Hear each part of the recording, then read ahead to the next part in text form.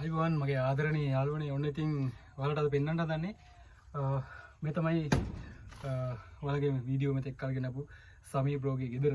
ඉතින් අපිට අවුරුදු 4කට ඉස්සෙල්ලා තමයි මේ ගෙදර ඉදි වෙන්නේ. ඉතින් මේක ගැන විස්තරයක් පොඩිවට කියනවා නම් අපි මෙතෙන්ට ආවා. මෙතෙන්ට ඇවිල්ලා අපේ ගේ හදාගන්න ඉස්සෙල්ලා අපි කාමරයකට ෆවුන්ඩේෂන් එක දැම්මා. ඒ ෆවුන්ඩේෂන් එක දානකොට මේ ගෙදර අපි මේ සිමෙන්ති කොට්ට ටික ඊට පස්සේ අපේ බඩු ටික ජනෙල් ලුහුව ටික තියාගන්න තමයි මේ කාමරේ හැදුවේ. ඊට පස්සේ ඇත්තරම අතේ තිබුණු මුදල් ටික ඉවර වුණා. ඊට පස්සේ අපිට ගෙට පදිංචි වෙන්න තරම් බැරි වුණා. ඊට පස්සේ ඉතින් මේක මැටි ගහලා මේකේ පදිංචි වුණා.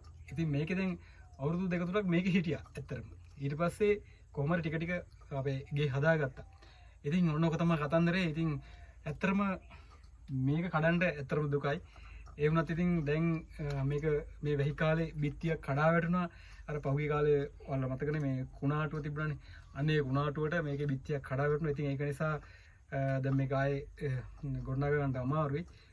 මේක සීතලල්ලා හොඳටම තියෙන්නේ වැස්සත් එක්ක ගොඩක් මේක සීතල ඇල්ලුවා. ඒක නිසා මේක කඩලා ඉවරලා නැවත මේ කුස්සිය කෑල්ලට තමයි මේක පාවිච්චි කරේ. මේ ඉස්සරහ කෑල්ල. නමුත් මේක කපඩා කාමරේ විදිහට තමයි දැන් පාවිච්චි කරන්නේ. නමුත් මේක සම්පූර්ණයෙන්ම කඩලා කුස්සිය හදන්න තමයි අපි මේ හදන්නේ. ඉතින් අද දවසේ මම මේකේ බිත්ති ටික කඩනවා. බිත්ති ටික කඩලා මේ මොකද අද දවසේ මගේ වැඩ ටිකක් නවත්තලා මෙන්න මේ බිත්ති කෑල්ල ටික කඩලා මේක වැඩ ටික ඉවරයක් කරගන්න කියලා හදන්නේ.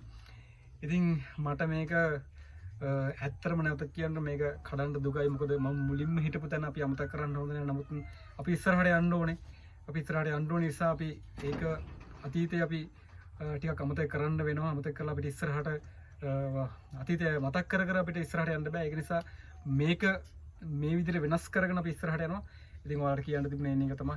එහෙනම් යාළුවනේ සියලු දෙනාටම ජය වේවා.